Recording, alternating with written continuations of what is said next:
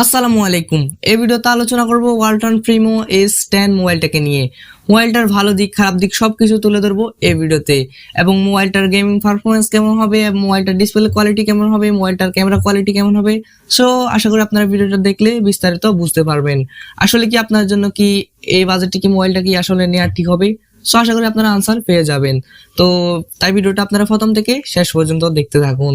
তো আমি আপনাদের সাথে আছি সঞ্জিদ সামির ইউটিউব চ্যানেল হলে এখনই কষ্ট করে চ্যানেলটিকে সাবস্ক্রাইব করে দিন এবং পাশে থাকা বেল আইকনটি বাজিয়ে চ্যানেলটির সাথে থাকুন, এবং ফেসবুক পেজে হলে এখনই পেজটিকে ফলো করতে ভুলবেন না। তো চলুন আমরা এখনই ওয়ালটন প্রিমো H10 মোবাইলটাকে নিয়ে বিস্তারিত জেনে নিই। আমরা কথা বলবো ওয়ালটন প্রিমো H10 এর ডিজাইন এবং বিল্ড কোয়ালিটি নিয়ে। আমরা প্রথমে কথা বলবো মোবাইলটির ব্যাক এবং ফ্রেম পলিকার্বনেট বা প্লাস্টিকের তৈরি, আর এই মোবাইলটা আপনারা বাংলাদেশ মার্কেটে দুটা কালার ভেরিয়েন্টে পেয়ে যাবেন, গ্রিন এবং ব্ল্যাক। মোবাইলটার থিকনেস হচ্ছে 9.1 মিলিমিটার এবং ওজন বা ওয়েট হচ্ছে 190 গ্রাম। এই মোবাইলটা স্লিম এবং লাইট ওয়েট না, মোবাইলটা অনেক ভারী। মোবাইলটা যদি স্লিম হতো তাহলে ভালো হতো, আর মোবাইলটার ওজনটা আর একটু কম হলেও ভালো হতো। মোবাইলটির সামনে আসলে আপনারা পেয়ে যাচ্ছেন একটি ফুল ভিউ ডিসপ্লে, আর মোবাইলটির উপরের দিকে ইউ শেপ বা ওয়াটার ড্রপ এর মাধ্যমে বসানো থাকছে সেলফি ক্যামেরাটি। এখানে যদি ফান থাকতো তাহলে বিষয়টা জোশ হতো, আপডেট হওয়া উচিত এখানে ওয়ালটনের। সো এখানে 2022 সালে এসে ওয়াটার ড্রপ নস আসলে মেনে নেওয়ার মতো না এই বাজেটে। মোবাইলটাতে সব ধরনের ফোর্স এবং বাটন থাকছে, যেমন volume up down button, power button ইত্যাদি। মোবাইলটার নিচের দিকে আসলে আপনারা পেয়ে যাচ্ছেন স্পিকার এবং 3.5mm জ্যাক পোর্ট এবং টাইপ সি পোর্ট। এখানে একটা ভালো কাজ করেছে ওয়ালটন, এখানে টাইপ সি পোর্ট দিয়েছে, তো এই বিষয়টা একটু ভালো লাগলো আমার কাছে। এই ওয়ালটন প্রিমো H10 এর ডিজাইনটা ভালো লেগেছে। আপনাদের কাছে এই মোবাইলটার ডিজাইন কেমন লেগেছে সেটা কমেন্ট বক্সে জানাতে ভুলবেন না।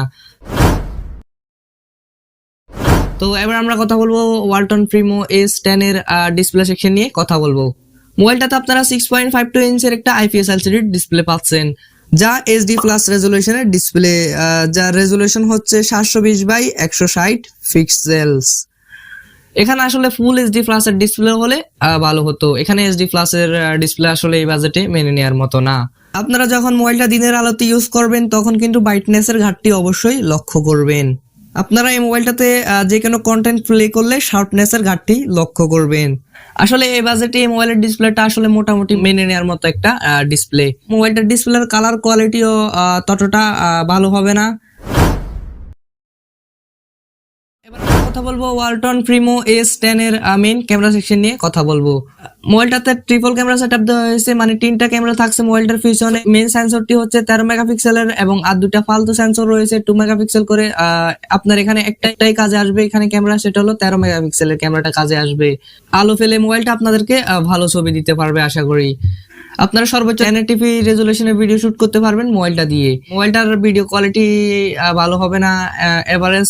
আপনারা যখন ট্রাইপডে রেখে ভিডিও রেকর্ড করবেন তখন ভালো একটা রেজাল্ট পাবেন আপনারা মোবাইলটা থেকে। এখানে আসলে 13 মেগাপিক্সেলের ক্যামেরা না দিয়ে এখানে 16 মেগাপিক্সেলের সেন্সর থাকলে ভালো হতো।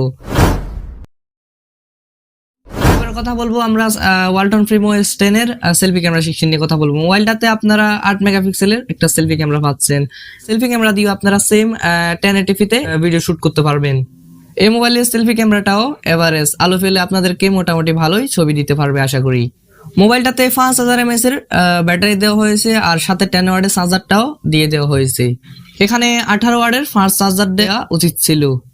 আপনি যদি নরমাল ইউজার হয়ে থাকেন সেক্ষেত্রে আপনারা মোবাইলটা থেকে 2 দিনের মতো ব্যাটারি ব্যাকআপ পাবেন, আর হেভি ইউজার হলে 1 দিনের মতো ব্যাটারি ব্যাকআপ পাবেন মোবাইলটা থেকে। আমরা কথা বলবো ওয়ালটন প্রিমো H10 এর হার্ডওয়্যার সেকশন নিয়ে কথা বলবো। মোবাইলটাতে চিপসেট হিসেবে ব্যবহার করা হয়েছে MediaTek Helio G35, যেটি 12 ন্যানোমিটার আর্কিটেকচারে বিল্ড করা একটা অক্টাকোর প্রসেসর। আসলে 2022 সালে এসে এই পুরাতন চিপসেট MediaTek Helio G35 আসলে মেনে নেওয়ার মতো না। এখানে অন্ততপক্ষে তারা MediaTek এর G80 দিলেও পারতো। মোবাইলটা দিয়ে আপনারা যখন গেমিং করবেন তখন আপনারা গেম খেলার সময় হ্যাং ল্যাগের দেখা অবশ্যই পাবেন, এবং ভিডিও এডিট করার সময় আপনারা ল্যাগের দেখা অবশ্যই হ্যাং ল্যাগের দেখা অবশ্যই পেয়ে যাবেন, এবং ফ্রেম ড্রপের দেখাও পেয়ে যাবেন।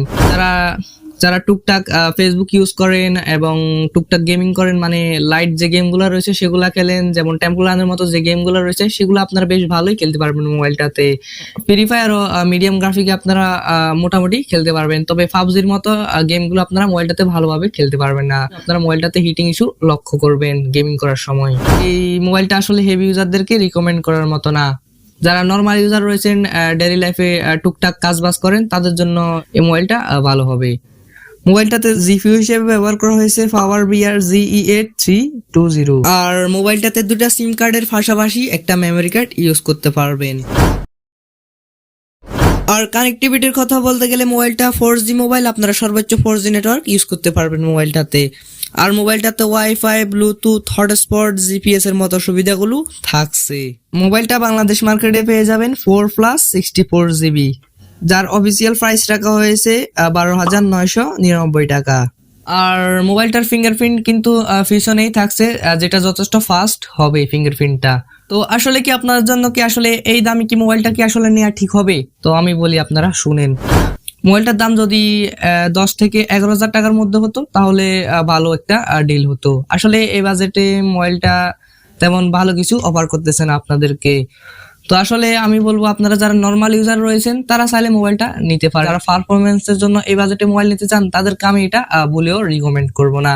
আপনারা যারা নর্মাল ইউজার রয়েছেন, যারা ডেইলি লাইফে টুকটাক কাজবাজ করেন, মোবাইল ইউজ করেন, তার জন্য যারা ইউটিউবে এবং ফেসবুকে ভিডিও দেখতে বেশি পছন্দ করেন, তাদেরকে এই মোবাইলটা রিকমেন্ড করার মতো। তো এখন টাকাও আপনার, এখন ডিসিশনটা এখন আপনি নেন। তো আমার যা বলা ছিল তা তো আমি এই ভিডিওতে বলে দিয়েছি। তো ভিডিওটা কেমন লেগেছে কমেন্ট বক্সে জানাতে ভুলবেন না, এবং ভিডিওতে লাইক, সাবস্ক্রাইব, কমেন্ট, শেয়ার করে চ্যানেলটির সাথে থাকবেন। এবং আমাদের সকল সোশ্যাল মিডিয়াগুলোর লিঙ্ক ভিডিওর ডেসক্রিপশন বক্সে দেওয়া আছে, চাইলে যুক্ত হয়ে নিতে পারেন। আমাদের গ্রুপের লিঙ্কও দেওয়া আছে, জয়েন করে নেবেন। দেখা হচ্ছে আগামী পর্বে নতুন কিছু নিয়ে। ততক্ষণ সবাই সুস্থ থাকবেন। খোদা হাফেজ।